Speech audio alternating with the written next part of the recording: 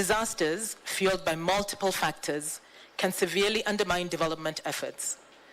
If we continue along the current trajectory, an estimated 100 million people could be thrust into poverty due to the impacts of climate change and disasters, according to the World Bank. It is abundantly clear that we cannot achieve the Sustainable Development Goals if we do not address disaster risk. As you know, the Sustainable Development Goals serve as our collective roadmap for securing the well-being and prosperity of all inhabitants of our planet. Regrettably, we find ourselves short of meeting our stated ambitions to meet these goals, even as we contend with new and emerging risks and opportunities. For instance, the rapid spread of misinformation and disinformation on digital platforms, or even efforts to ensure that artificial intelligence and other technologies work in service of humanity. It is against this backdrop that this September, world leaders will come together at the Summit of the Future in New York to take action towards restoring trust and fostering effective international cooperation to safeguard our future for present and future generations. Their discussions will cover accelerating progress towards existing commitments, such as the Sustainable Development Goals, and agreeing on solutions to global challenges faced across different spheres, including sustainable development and financing for development, international peace and security, science, technology and innovation, and digital cooperation, youth and future generations, and transforming global governance. The Summit of the Future outcome document will be the pact for the future, alongside a global digital compact and a declaration on future generations. I encourage you all to follow these discussions. And although the outcome of the summit ultimately rests with world leaders, we all have a role to play. The United Nations is committed to engaging with civil society, and the September summit will benefit from discussions at the UN Civil Society Conference in support of the Summit of the Future, taking place here later this week at the UN headquarters in Nairobi, the first time the conference is being held in the Global South. Cooperation and the restoration of trust lie at the heart of this unprecedented gathering, echoing the very essence of our presence here today at this summit. Indeed, advancing sustainable development and addressing disaster risk requires a concerted, multi-stakeholder effort transcending boundaries and silos. The media has an important role to play in this endeavor. But we have seen in recent times, including during the COVID-19 pandemic, that sharing risk information does not always result in appropriate action. In the face of the success of new technologies, traditional media, including broadcasters such as yourselves, grapple with formidable challenges. Chief among these is the menace posed by misinformation and disinformation that I referenced earlier.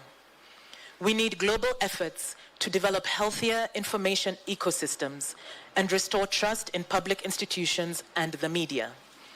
That is why, as part of the Summit of the Future process, we are working on the United Nations Global Principles on Information Integrity that aim to support a shared understanding of information integrity and provide recommendations for making the information ecosystem more humane and firmly based in human rights. Broadcasters, particularly public broadcasters, bear a crucial responsibility in disseminating accurate, reliable, and science-based information to earn and build the trust of our audiences every single day, even in times of peace. This trust is of paramount importance, as you know, in the context of early warnings and risk information. The collaboration between the UN Office for Disaster Risk Reduction and the World Broadcasting Union strives to enhance broadcasters' ability to provide prompt and easily understandable early warnings, while also integrating disaster risk reduction reporting into their programming. This initiative aims to educate audiences on the importance of managing and preventing disasters.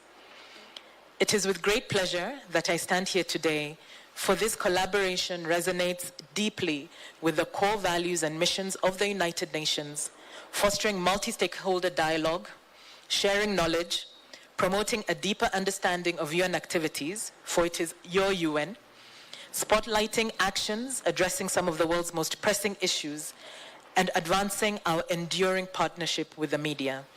I commend the work that is done here and wish you a successful summit. Thank you.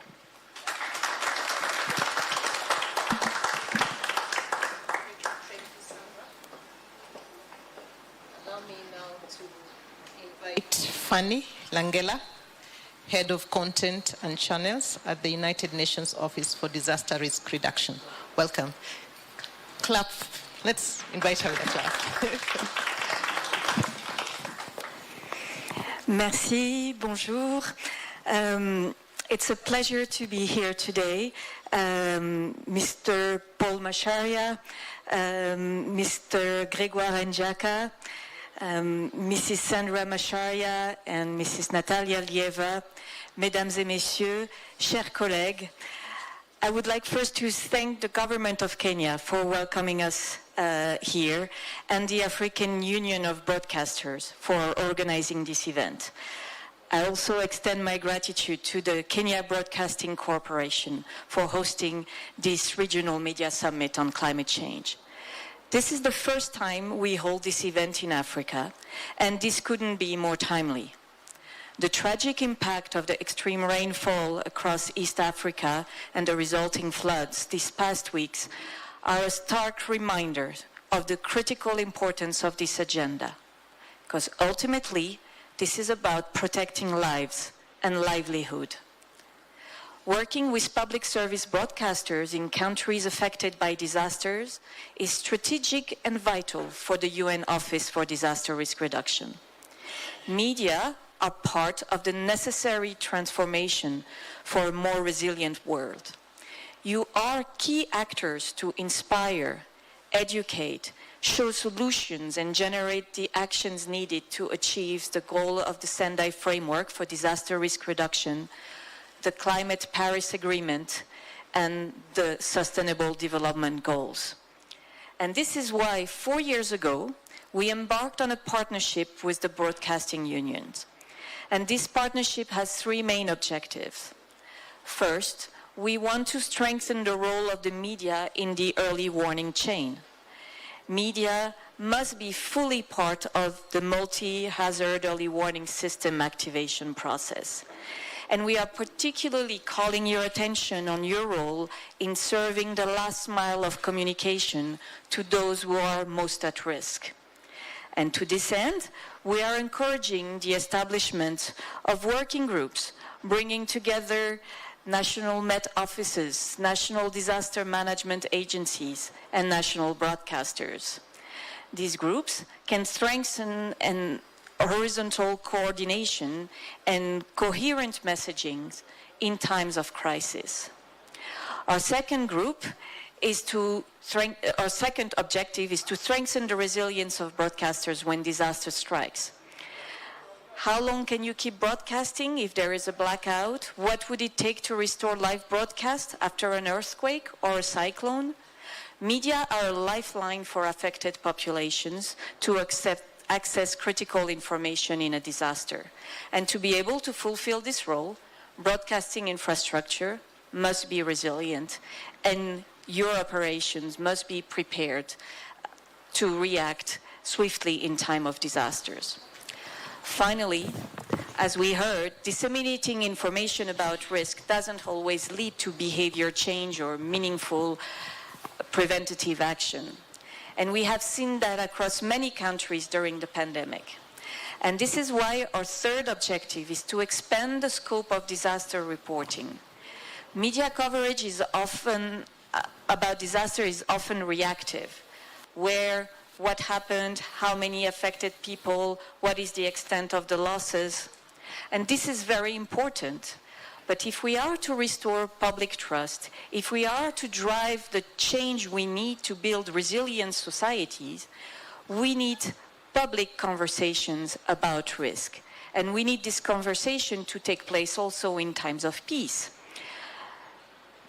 We need the media to talk about disaster risk, to showcase international and national solutions, good practices, engage and serve people on the crucial disaster risk reduction issues that affect their lives and livelihoods. Because disaster risk reduction is important to your audience. It's about personal safety. It's about your family. It's about your personal finance. It's about business and the economy.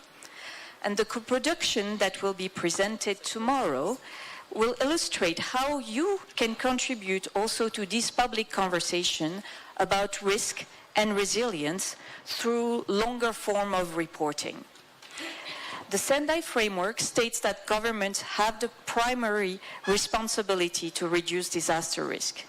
But the framework also stresses the importance of engaging all stakeholders in risk reduction efforts, including the media, because ultimately, disaster risk is everyone's business. Et nous comptons sur vos contributions. Merci.